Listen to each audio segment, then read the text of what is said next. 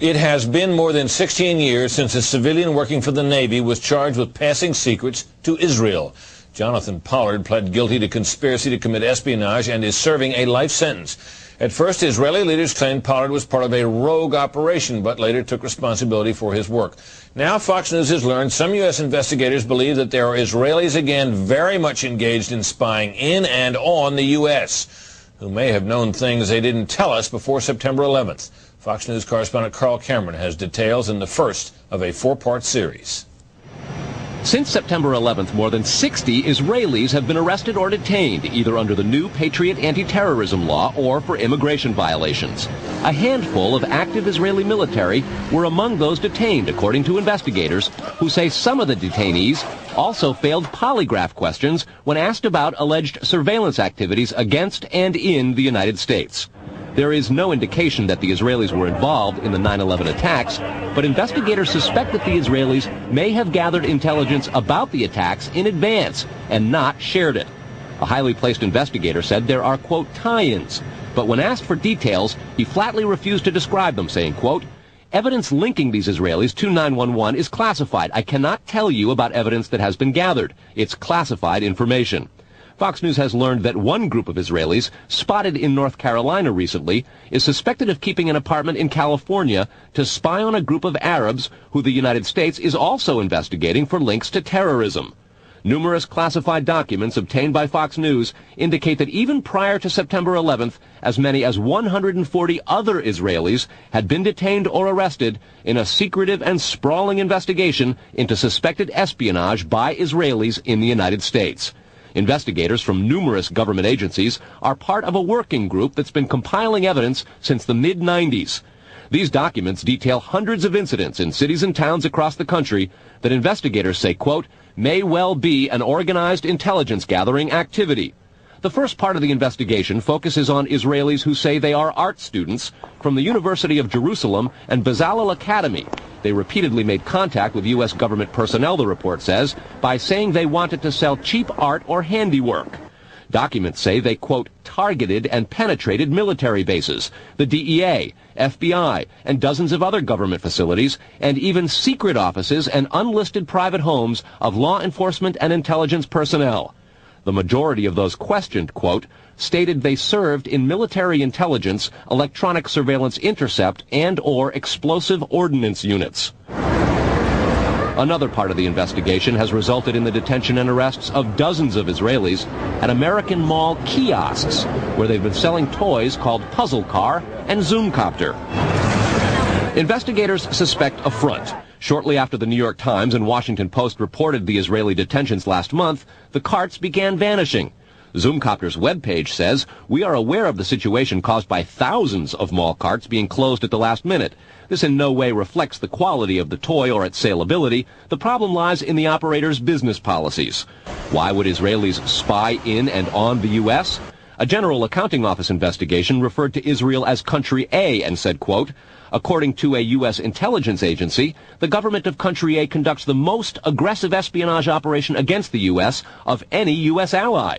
A defense intelligence report said Israel has a voracious appetite for information and, quote, the Israelis are motivated by strong survival instincts which dictate every facet of their political and economic policies.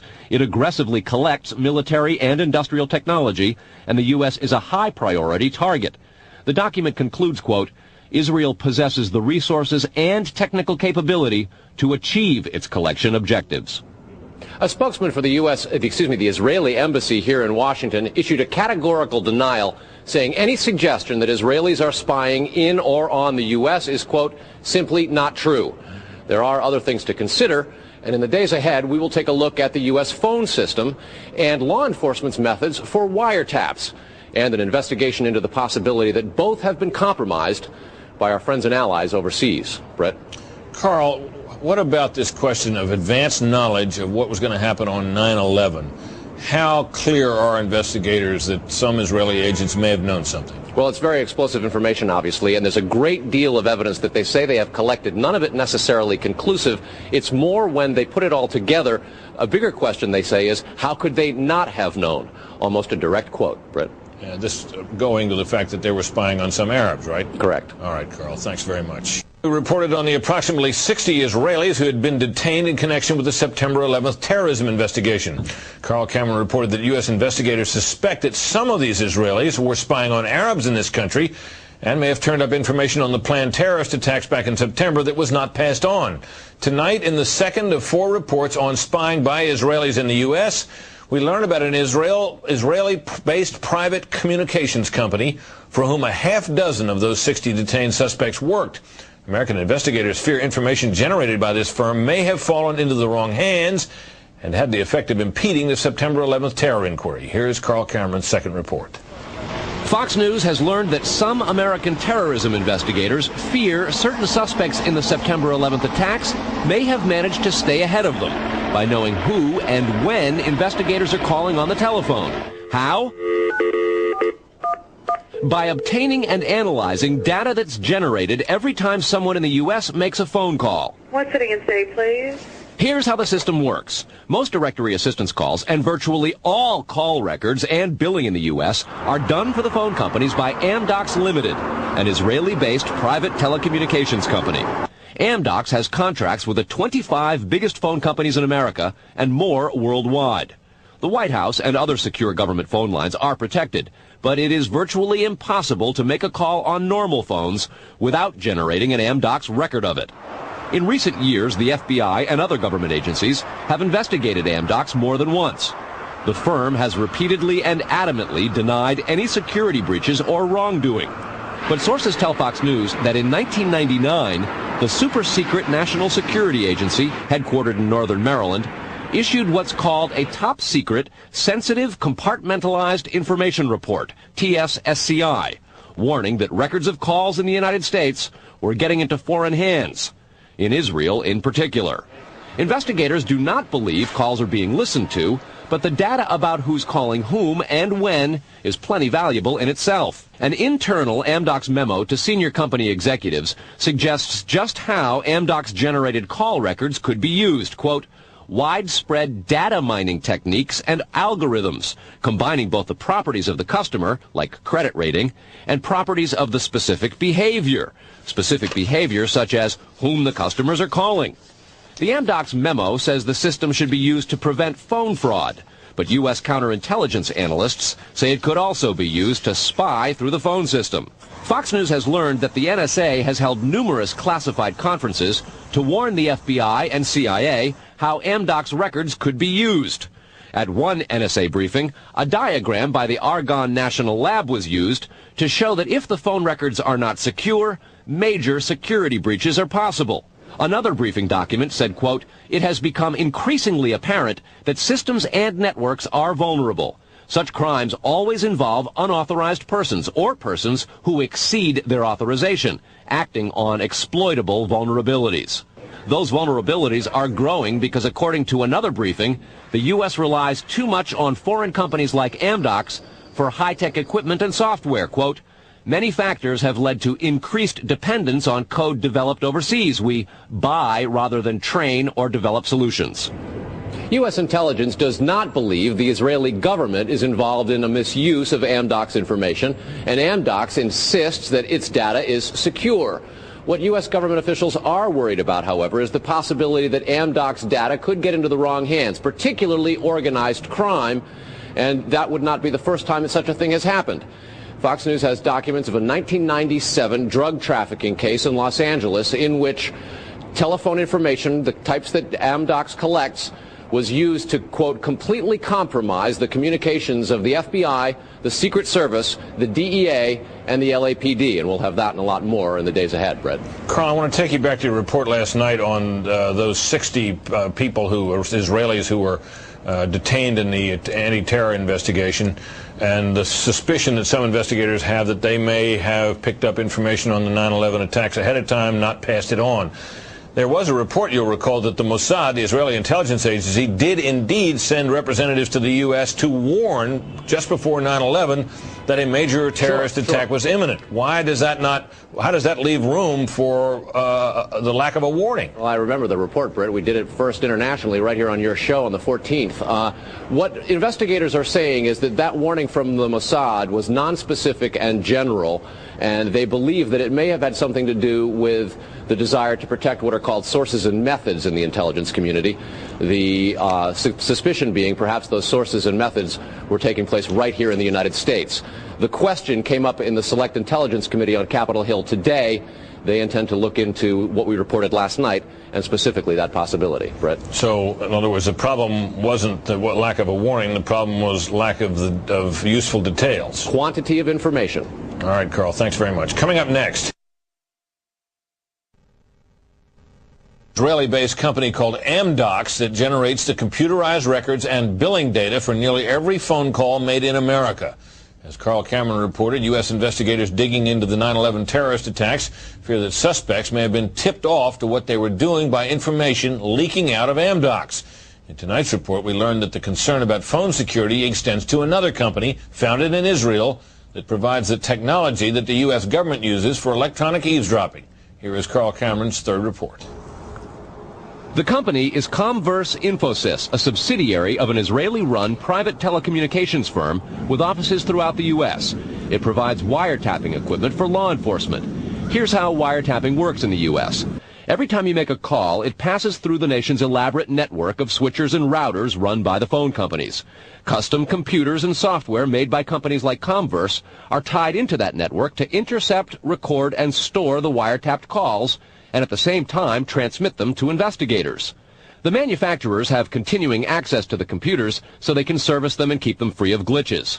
This process was authorized by the 1994 Communications Assistance for Law Enforcement Act, or CALEA.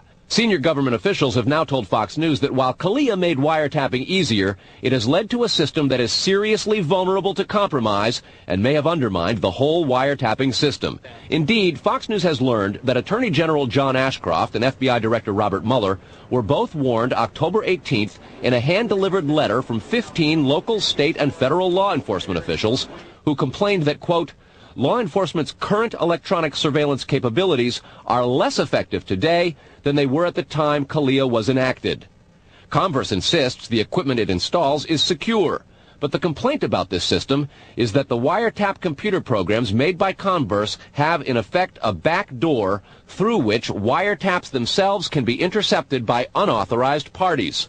Adding to the suspicions is the fact that in Israel, Comverse works closely with the Israeli government and under special programs gets reimbursed for up to 50% of its research and development costs by the Israeli Ministry of Industry and Trade.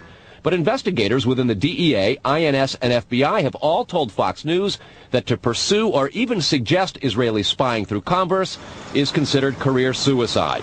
And sources say that while various FBI inquiries into Comverse have been conducted over the years, they've been halted before the actual equipment has ever been thoroughly tested for leaks. A 1999 FCC document indicates several government agencies expressed deep concerns that too many unauthorized, non-law enforcement personnel can access the wiretap system. And the FBI's own nondescript office in Chantilly, Virginia, that actually oversees the CALEA wiretapping program, is among the most agitated about the threat. But there is a bitter turf war internally at FBI. It is the FBI's office in Quantico, Virginia, that has jurisdiction over awarding contracts and buying intercept equipment. And for years, they've thrown much of the business to Comverse. A handful of former U.S. law enforcement officials involved in awarding Comverse government contracts over the years now work for the company. Numerous sources say some of those individuals were asked to leave government service under what knowledgeable sources call troublesome circumstances that remain under administrative review within the Justice Department. And what troubles investigators most, particularly in New York in the counterterrorism investigation of the World Trade Center attack, is that on a number of cases, suspects that they had sought to wiretap and surveil immediately changed their telecommunications processes. They started acting much differently as soon as those supposedly secret wiretaps went into place. Brett? Carl, is there any reason to suspect in this instance that the Israeli government is involved? No, there's not, but there are growing instincts and an awful lot of law enforcement officials in a variety of agencies who suspect that and have begun compiling evidence and a highly classified investigation into precisely that possibility. Brett? All right, Carl, thanks very much. On a long-standing government espionage investigation, federal officials this year have arrested or detained nearly 200 Israeli citizens suspected of belonging to a, quote, organized intelligence gathering operation. The Bush administration has deported most of those arrested after September 11th, although some are in custody under the new anti-terrorism law. Cameron also described an investigation into the possibility that an Israeli firm generated billing data that could be used for intelligence purposes, and described concerns that the federal government's own wiretapping system may be vulnerable. Tonight, in part 4 of the series, we'll learn about the improbable roots of the probe, a drug case that went bad 4 years ago in L.A. Los Angeles, 1997. A major local, state, and federal drug investigation sours. The suspects? Israeli organized crime, with operations in New York, Miami, Las Vegas, Canada, Israel, and Egypt. The allegations? Cocaine and ecstasy trafficking and sophisticated white-collar credit card and computer fraud. The problem? According to classified law enforcement documents obtained by Fox News, the bad guys had the cops' beepers, cell phones, even home phones under surveillance. Some who did get caught admitted to having hundreds of numbers and using them to avoid arrest. Quote, this compromised law enforcement communications between LAPD detectives and other assigned law enforcement officers working various aspects of the case. The organization discovered communications between Organized Crime Intelligence Division detectives, the FBI, and the Secret Service. Shock spread from the DEA to the FBI in Washington and then the CIA. An investigation of the problem, according to law enforcement documents, concluded, quote, the organization has apparent extensive access to database systems to identify pertinent personal and biographical information. When investigators tried to find out where the information might have come from, they looked at Amdocs, a publicly traded firm based in Israel. Amdocs generates billing data for virtually every call in America, and they do credit checks. The company denies any leaks, but investigators still fear that the firm's data is getting into the wrong hands. When investigators checked their own wiretapping system for leaks, they grew concerned about potential vulnerabilities in the computers that intercept, record, and store the wiretapped calls. A main contractor is Comverse Infosys, which works closely with the Israeli government and under a special grant program is reimbursed for up to 50% of its research and development costs by Israel's Ministry of Industry and Trade. Asked this week about another sprawling investigation and the detention of 60 Israelis since September 11th, the Bush administration treated the questions like hot potatoes. I would just refer you to the Department of Justice with it. I'm not familiar with the report. I'm aware that some Israeli citizens have been detained. With respect to why they are being detained and the other aspects of your question, whether it's because they are in intelligence services or what they were doing, I will defer to the Department of Justice and the FBI to answer that. Beyond the 60 apprehended or detained and many deported since September 11th, another group of 140 Israeli individuals have been arrested and detained in this year in what government documents describe as, quote, an organized intelligence gathering operation designed to, quote, penetrate government facilities. Most of those individuals said they had served in the Israeli military, which is compulsory there, but they also had, most of them, intelligence expertise and either worked for Amdocs or other companies in Israel that specialize in wiretapping. Earlier this week, the Israeli embassy here in Washington denied any spying against or in the United States. Tony? Carl, we've heard the comments from Ari Fleischer and Colin Powell. What are officials saying behind the scenes? Well, there's real pandemonium described at both the FBI, the DEA, and the INS. A lot of these problems have been well known to some investigators, many of whom have contributed to the reporting on this story.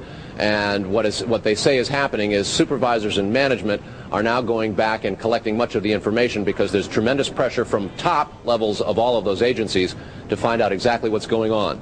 At the DEA and the FBI already, a variety of administrative reviews are underway, in addition to the investigation of the phenomenon. They want to find out how it is that all this has come out, as well as be very careful because of the explosive nature and very political ramifications of the story itself. Tony? All right, Carl, thanks.